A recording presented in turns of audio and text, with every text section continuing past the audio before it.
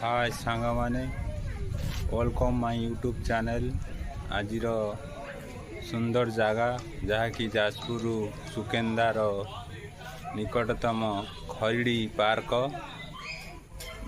दिनर जेते थका मारी भी एठी आसिले बहुत आराम लगे, शांति लगे।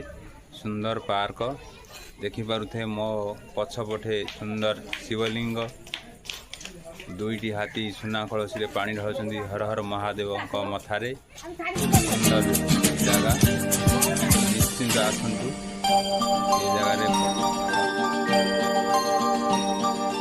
ऐ मेरे हम सफर एक जरा इंतजार, सुन सदाएं दे रही है मंजिल प्यार की। ऐ मेरे हम सफर एक जरा इंतजार, सुन सदाएं दे रही है मंजिल प्यार की।